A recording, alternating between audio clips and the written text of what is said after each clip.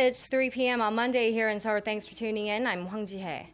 We start off with the fractures from Britain's decision to divorce the EU. It's causing political chaos in the UK, with the battle lines becoming clear among the governing Conservatives as the main opposition Labour Party is in full revolt against its leader.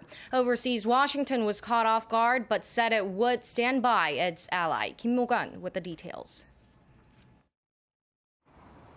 Britain has a serious case of the post-Brexit blues, and its government has been left rudderless and unstable.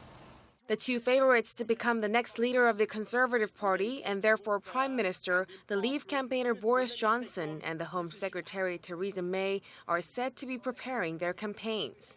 Prime Minister David Cameron said last week that he would resign by October. The main opposition Labour Party has been hit with a series of resignations by the shadow cabinet, and its leader Jeremy Corbyn is coming under intense pressure to step down.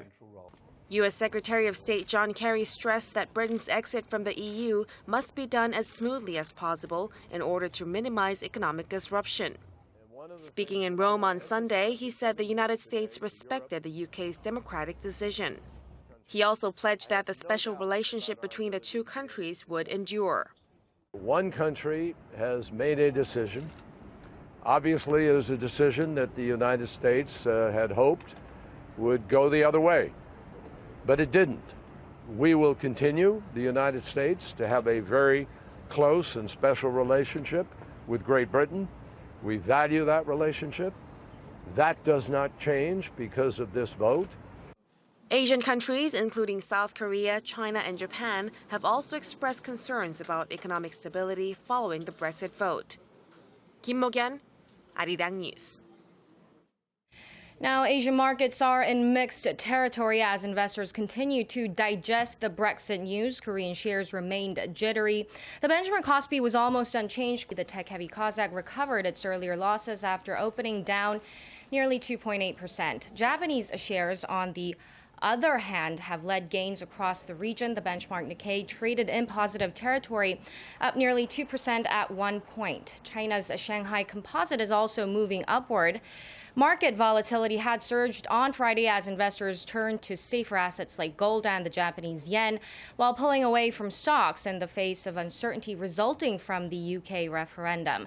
But some experts attribute the mixed market reactions today to more strategic selling, with some even buying certain stocks that tend to perform better in downturns. We will have the latest closing figures for you in our next newscast.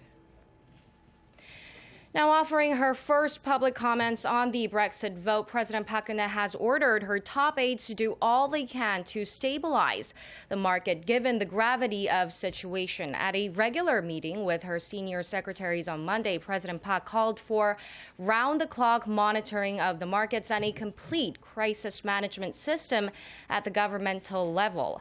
She added that the Korean economy has the financial stability and resilience to absorb the impact of Britain leaving the EU.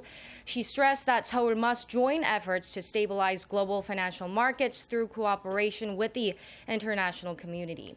On other issues, the president said reform and restructuring efforts must continue and the nation must unite to counter economic and security challenges, citing North Korea's ballistic missile tests last week. Shifting gears, it was supposed to be ready in 2014, but 9 years after work started, the new expanded Panama Canal has finally opened for business.